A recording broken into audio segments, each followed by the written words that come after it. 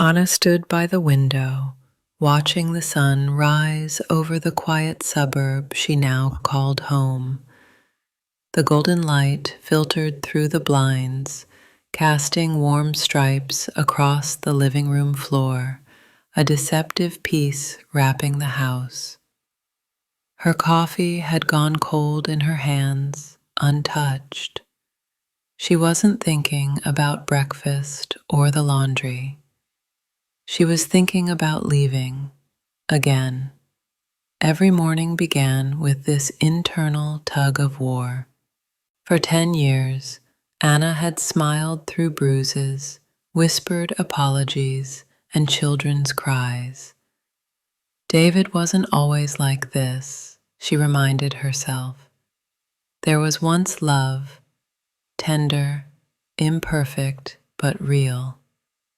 But that love had long drowned beneath waves of anger, control, and fear. She looked at her children. Lily, 7, was asleep on the couch with a worn-out teddy clutched in her arms.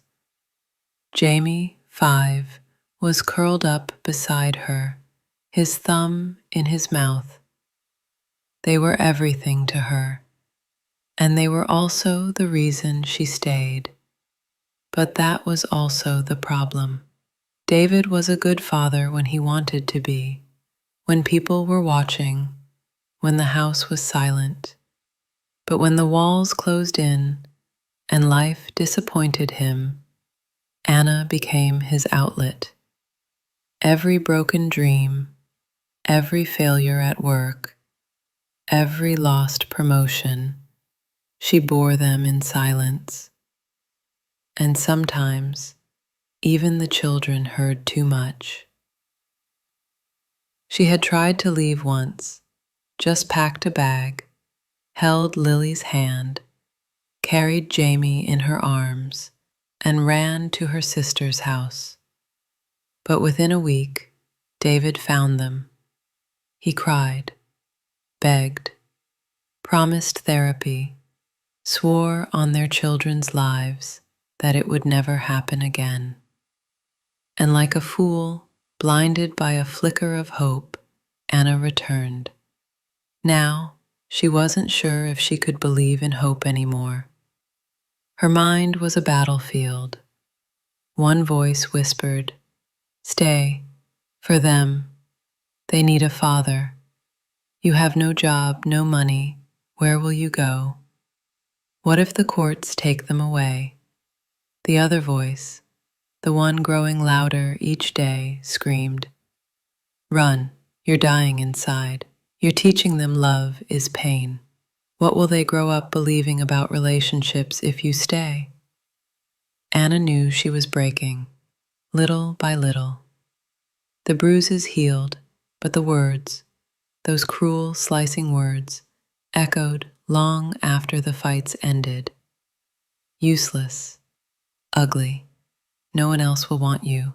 You're lucky I even stay. Some nights she believed him, but there were moments like now when a quiet courage stirred within her, when she remembered who she used to be.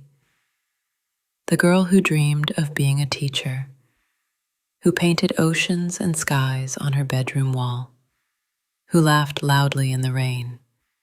That girl felt like a ghost, but Anna missed her, and more than anything, she wanted her children to meet her someday.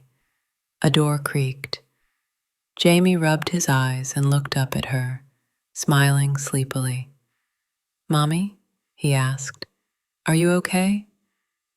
Anna blinked back the tears and nodded. "I'm okay, baby. Go back to sleep." That night, David came home late, angry, smelling of alcohol, blaming traffic and incompetence, and Anna's constant nagging. She said nothing. Silence was safer. But when his voice rose and he grabbed her wrist, Lily cried from the corner of the room, "Don't hurt Mommy." He froze, like reality had finally slapped him.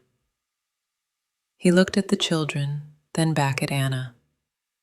She saw the shame flicker across his face, but it disappeared just as quickly.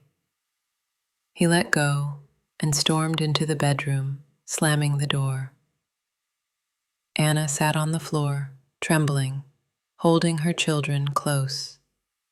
They didn't deserve this. None of them did. That night, she didn't sleep. She opened her laptop and began searching. Shelters, legal help, women's helplines. She had done this before, but never seriously. This time, it was different. This time, she wasn't just thinking about herself.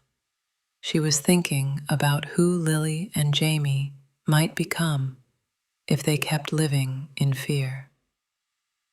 She found a local shelter that offered a confidential address, emergency relocation, and counseling. They even helped with legal representation for custody and divorce. For the first time in a long time, Anna felt a glimmer of possibility.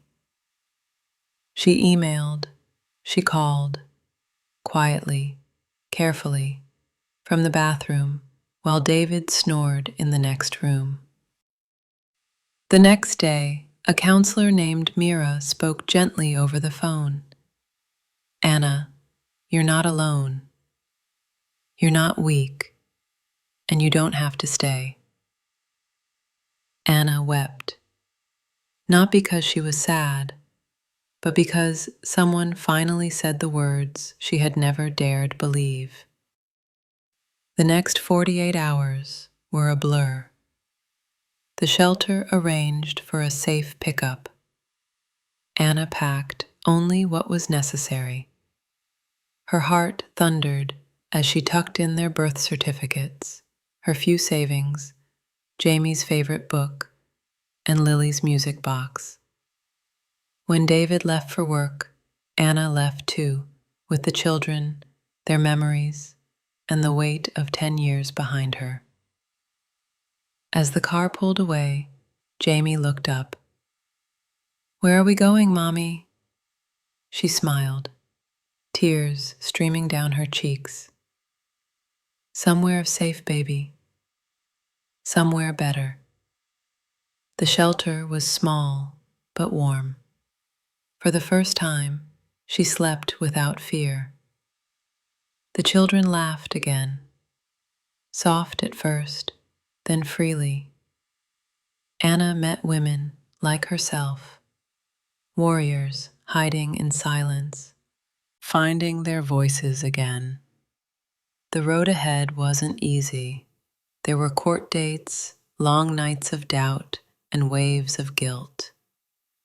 David tried to reach out, even threatened, but she stood firm, protected by law and newfound strength. She got a part-time job at a local bookstore. The children enrolled in school. Slowly, a new rhythm took over. And one day, standing at a community support meeting, Anna shared her story. "I used to think staying made me strong, that enduring pain for the sake of love was noble. But I learned that leaving wasn't weakness, it was bravery." For every woman doubting herself, you are not alone, and you are worth more than your silence. Applause echoed, a few tears too. Anna smiled, not just for the crowd, but for herself, for the woman she had become, and for the little girl inside her who had finally come home.